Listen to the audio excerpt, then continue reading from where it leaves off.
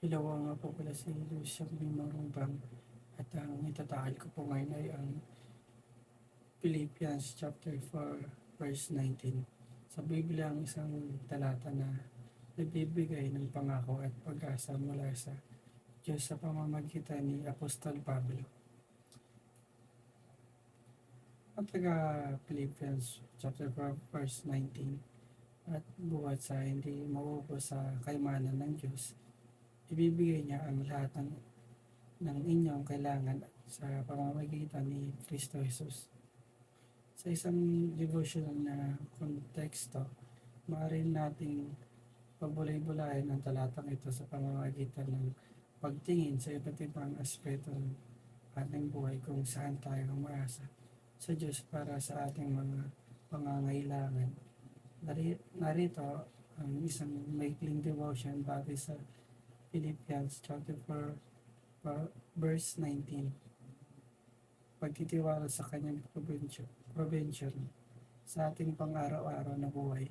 Madalas tayong mag-alala tungkol sa maaring bagay ng ating kalugdan, trabaho, pamilya at mga ating kinabukasan. Subalit, ipinapaalala sa atin ni Apostol Pablo na ang Diyos ay may kasaganang kayamanan at siya ang maglalaan ng ating mga pangangailangan. Pangalawa, pagkilala sa pinagmulan ng pagpapala. Madalas natin isipin ang mga ating pagsisikap at pagpabagal ang siyang nagbibigay sa atin ng ating mga pangangailangan.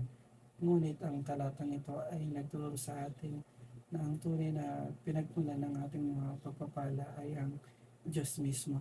Ito ay nagbibigay sa atin ng dahilan upang magpasalamat at magtiwala sa Kanya sa lahat ng oras. Pangatlo, pag-asa sa pamamagitan ni Kristo Jesus.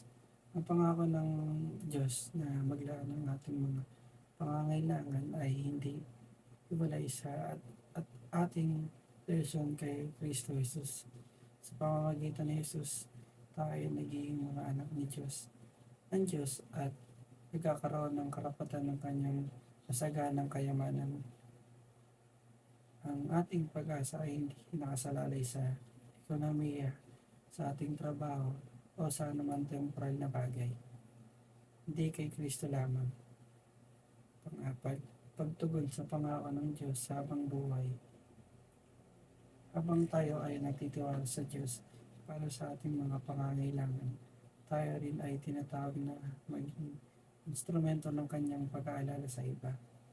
Pagtanggap natin ng kanyang provision, tayo ay may pagkakataon na ibahagi ito sa iba at maging bahagi ng kanyang gawain sa mundo.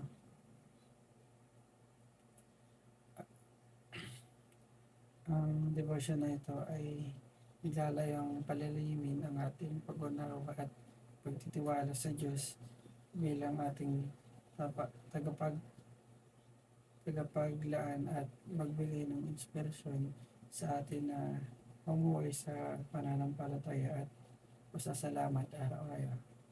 Yun lang po. Naway marami po tayo natutunan ngayon. Salamat po.